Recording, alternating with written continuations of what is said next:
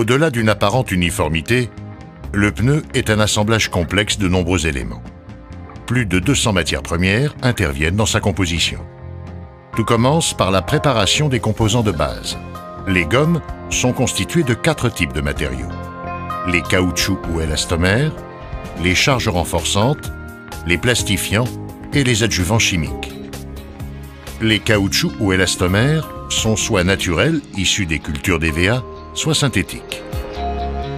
Ces matières premières, conditionnées en balles, sont déchiquetées afin de permettre la formulation. À ces élastomères s'ajoutent les charges renforçantes, le noir de carbone et la silice, qui confèrent à la gomme sa résistance à l'usure. Divers plastifiants comme des huiles ou des résines aident à l'homogénéisation des mélanges et facilitent leur extrusion. D'autres ingrédients se présentent sous forme de poudre ou de granulés. Il s'agit des adjuvants chimiques. Leur dosage est une opération extrêmement complexe à l'échelle industrielle. La formulation doit être précise et régulière dans le temps. Parmi ces adjuvants, notons le soufre.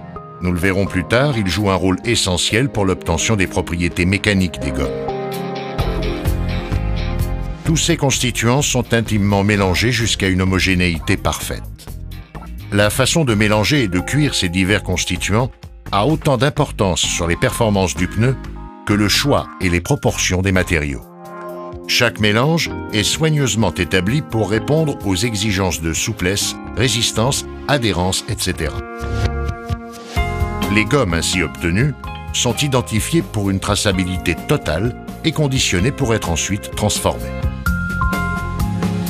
Le pneu intègre également d'importantes longueurs de câbles métalliques et de renforts textiles, aramide, nylon, etc., de manière à résister aux fortes contraintes auxquelles il est soumis, la première de celles-ci étant le gonflage. Une fois ces différents composants préparés, ils vont être transformés en une multitude d'éléments. Des produits plats, des profilés, des nappes métalliques ou textiles et aussi des tringles. Commence alors la fabrication sur le tambour, un cylindre rotatif dont les extrémités peuvent être rapprochées et la partie centrale gonflée. Nous verrons pourquoi.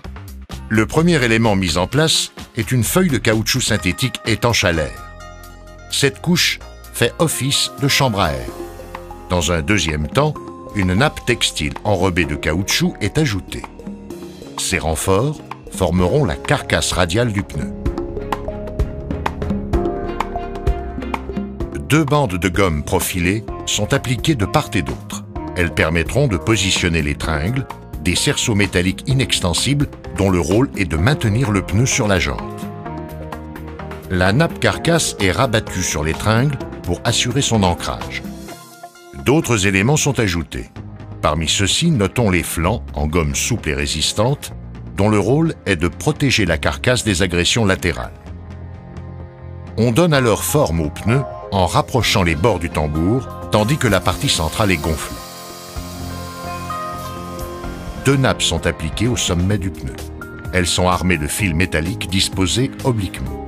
Ces câbles, croisés avec ceux de la nappe carcasse, constituent un réseau de triangles s'opposant aux déformations du pneu.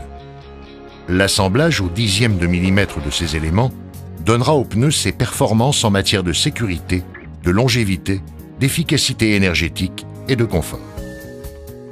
Une nappe textile de ceinture ou frette, orientée dans la direction du roulage, vient ensuite entourer le pneu.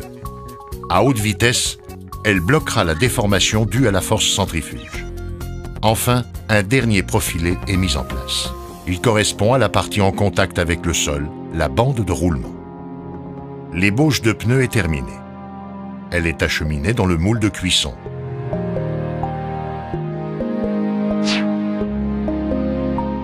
Au centre du moule, une membrane remplie d'un fluide chaud sous pression repousse la matière encore malléable au fond des empreintes gravées dans le moule. Grâce à la chaleur qui entoure le moule, la cuisson commence. Sous l'effet de l'élévation de température, le soufre incorporé au mélange de gomme forme des liaisons entre les molécules de caoutchouc. C'est la vulcanisation. Dès lors, le caoutchouc passe de l'état plastique à l'état élastique. Après refroidissement en sortie de moule, le pneu a acquis sa forme et ses propriétés définitives.